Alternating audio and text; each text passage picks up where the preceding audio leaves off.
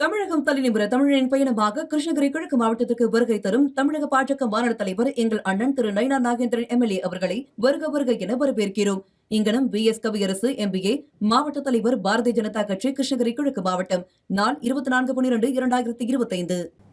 நெல்லை அரசு மருத்துவமனையில் 6வது நாளாக இரவிலும் செவிலியர்கள் போராட்டத்தை தொடர்ந்து வருகின்றனர்.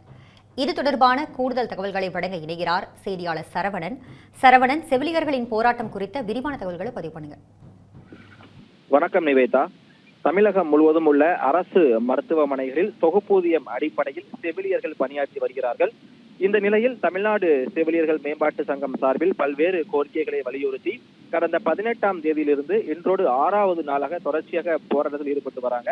அதன்படி திருநெல்வேலி அரசு மருத்துவமனையில் இன்று 6வது நாளாக காலை முதல் தொடர்ந்து போராட்டத்தில் நடைபெற்று வரக்கூடிய இந்த செவிலியர்கள் இன்று இரவிலும் தங்களது போராட்டத்தை தொடர்வதாக அறிவித்திருக்கிறார்கள்.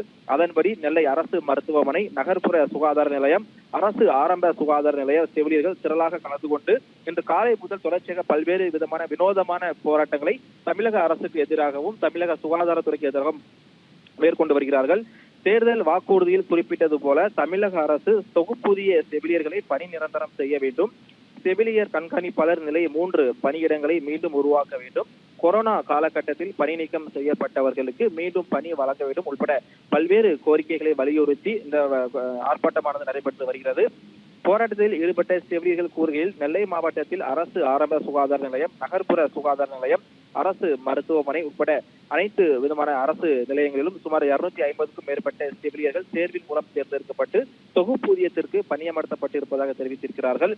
கடந்த தேர்தலில் திமுக அளித்த வாக்குறுதியின்படி எங்களை பணி நிரந்தரம் செய்ய வேண்டும் உட்பட 10 அம்ச கோரிக்கைகளை வலியுறுத்தி இன்று 6வது நாளாக தொடர்ச்சியாக போராட்டத்தில் ஈடுபட்டு வராங்க.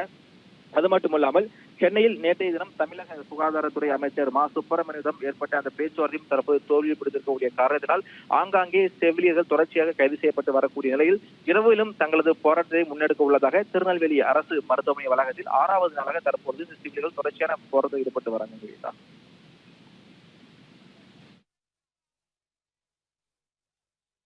உங்கள் விரிவான தகவல்களுக்கு நன்றி சரவணன்.